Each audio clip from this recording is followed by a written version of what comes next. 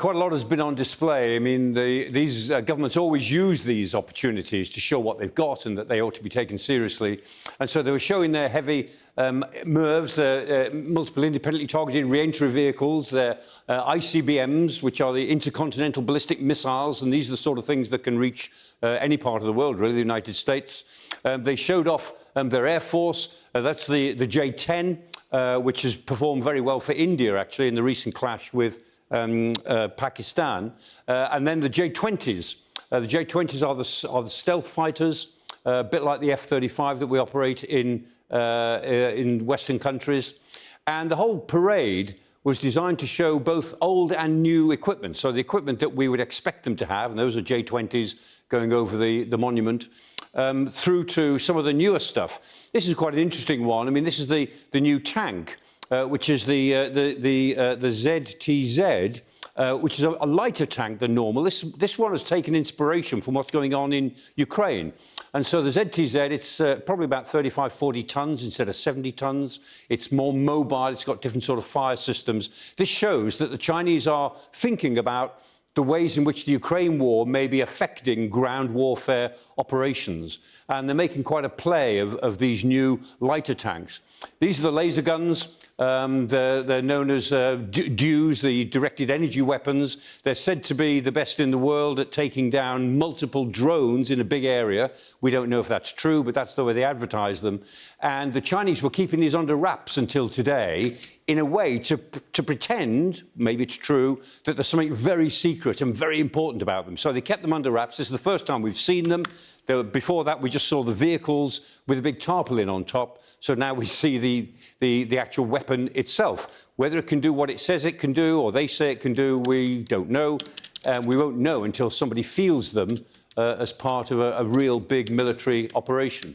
But all these things keep trundling past, and the one that attracted a lot of attention, of course, are the hypersonic missiles, the DF-17. That's a ground-based hypersonic missile.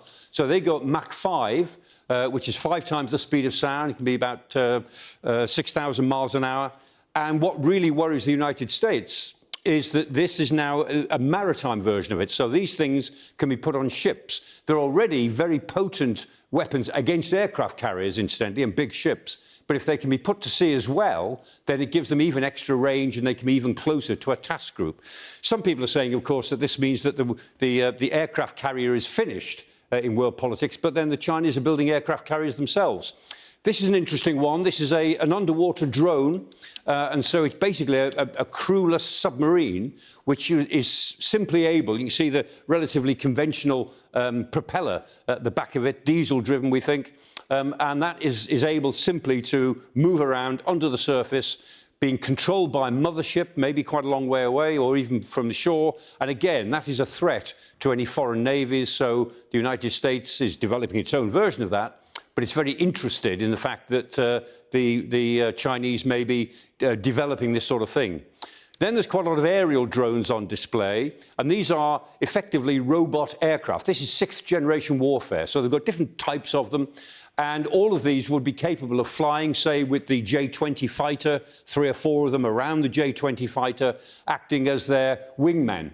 And the Chinese have really moved into this business. Whether these are as good as they look as if they could be, we just don't know, but they're producing more of them all the time. So this is this is telling us that this is robotic warfare, 6th generation. And of course, these are the robotic dogs, or robotic wolves, as they now call them. They take everyone's attention because they run around like dogs or wolves. And they say they've upgraded them so that they're more lethal, they've got surveillance capabilities, they can operate like a very intelligent animal on the battlefield. They're not probably a real game changer, but they will go into places that human flesh and blood doesn't want to go, and in that respect, they can really be quite useful. So this is the sort of technology which the Chinese want to show us. And what they're telling us is that they've got a bit of everything, that they can do the really big stuff, they can do the small stuff, and that they're ready to do it now. That's the important takeaway from all of this.